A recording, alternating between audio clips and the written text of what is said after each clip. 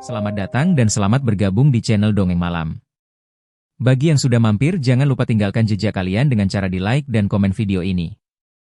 Untuk kali ini, Dongeng Malam akan membawakan sebuah cerita dengan judul Rumah di Atas Tanah Kuburan, Part 2, End of Story. Kita mulai dari cerita sebelumnya. Sejak itu, rohnya memimpin yang lain, menuntut balas pada siapapun yang berani menginjak tanahnya. Budi menelan ludah, tubuhnya gemetar. Lalu, bagaimana dengan Dimas? Apa mungkin dia masih bisa diselamatkan? Mbah Karto menutup mata. Ada kemungkinan. Jika jiwanya belum sepenuhnya ditelan. Tapi, untuk membawanya kembali, harus ada yang mengganti tempatnya. Ratna langsung tersentak. Mengganti? Maksud Mbah, korban? Mbah Karto mengangguk perlahan.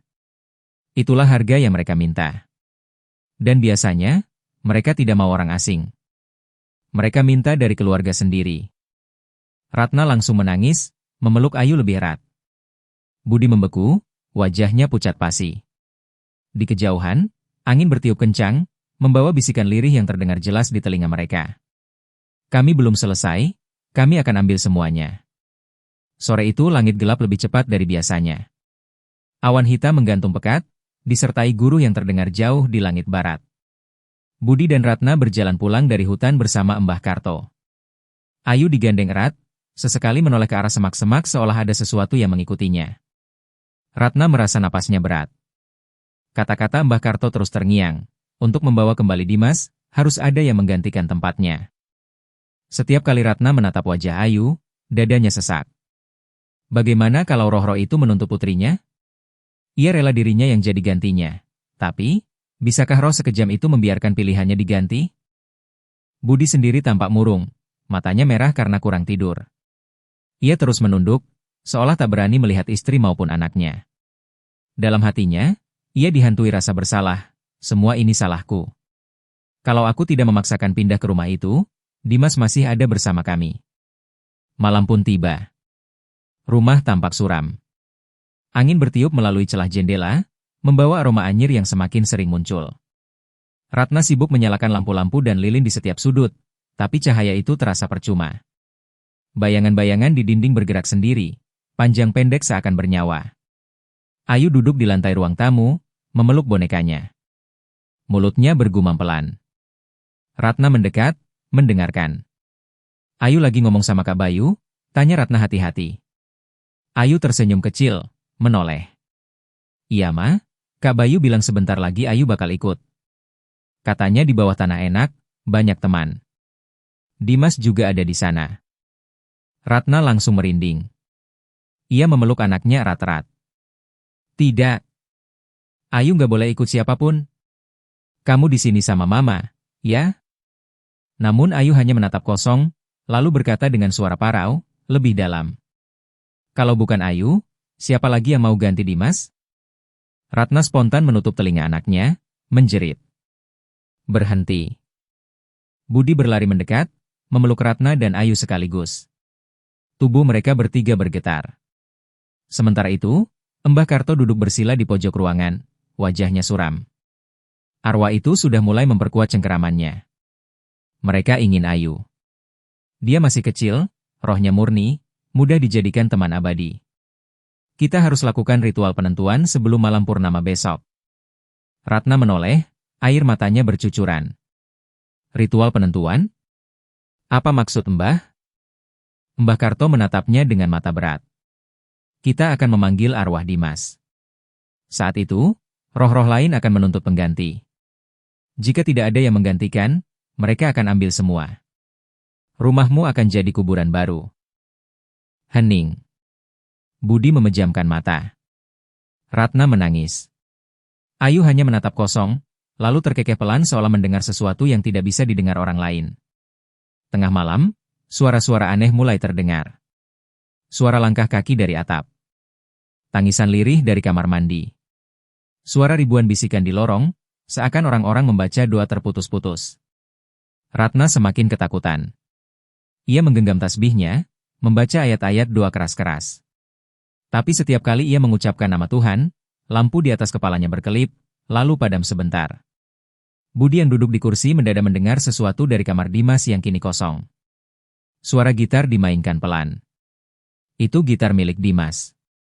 Dengan tubuh gemetar, ia berdiri dan melangkah menuju kamar itu. Pintu kamar terbuka sedikit.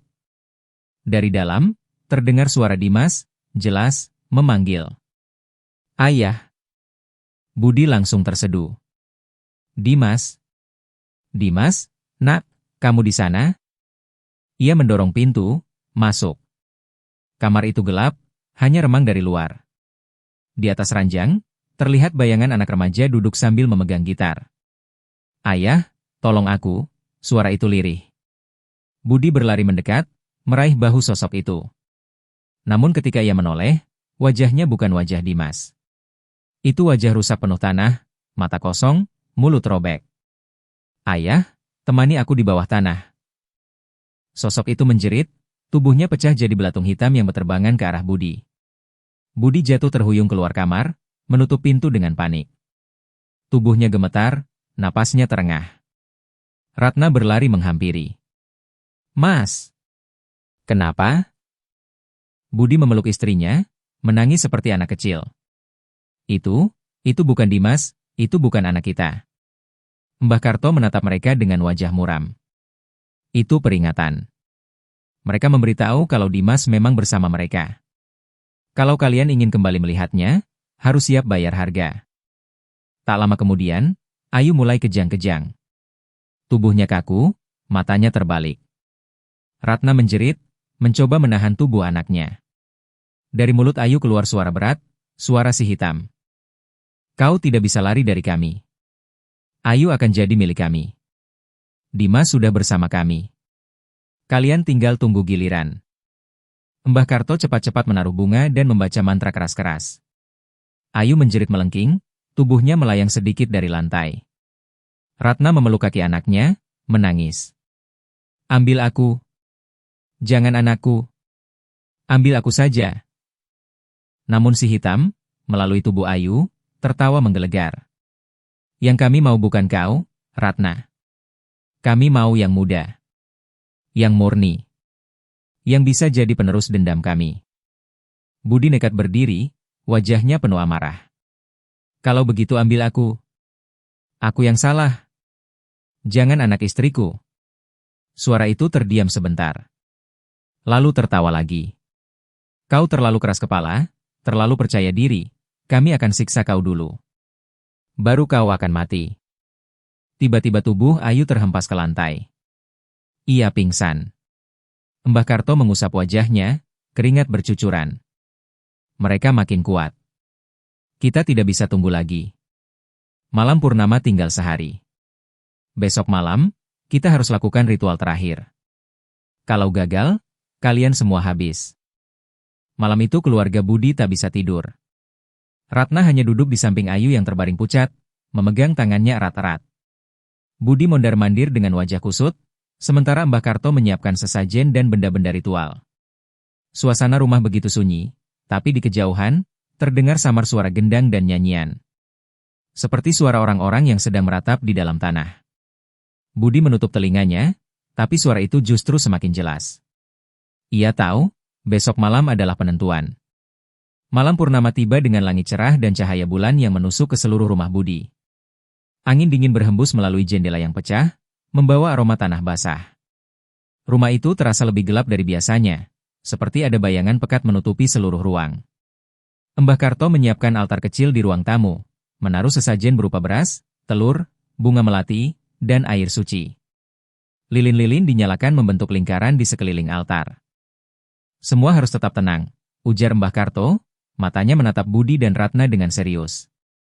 "Aku akan memanggil roh Dimas. Kalian harus fokus, jangan sampai takut." Ratna menggenggam tangan Ayu erat, sementara Budi menunduk, berdoa dalam hati. Tubuh mereka gemetar. Mbah Karto mulai membaca mantra. Suara lirih dan parau keluar dari mulutnya, terdengar seperti bahasa kuno yang sudah jarang digunakan. Udara di sekeliling mereka berubah, hawa panas dan dingin bergantian datang, membuat bulu kuduk berdiri. Tiba-tiba, lampu lilin bergetar keras. Suara tanah diguncang terdengar dari bawah rumah. Dari celah lantai, muncul kabut hitam pekat. Bayangan tangan-tangan muncul, menjulur ke arah keluarga itu. Ratna menjerit, memeluk Ayu lebih erat. "Ya Tuhan, jangan ambil anakku." Dari kabut itu, terdengar suara Dimas memanggil. "Ayah." "Mama." Namun suaranya berbeda. Lebih berat, lebih dingin, bergaung seperti dari dalam kuburan. Budi meneteskan air mata. "Dimas." "Nak, ini ayah." "Pulanglah." Si hitam muncul dari kabut pekat, menatap mereka dengan mata merah menyala. Tubuhnya lebih besar dan mengerikan dari sebelumnya. "Kau ingin Dimas kembali?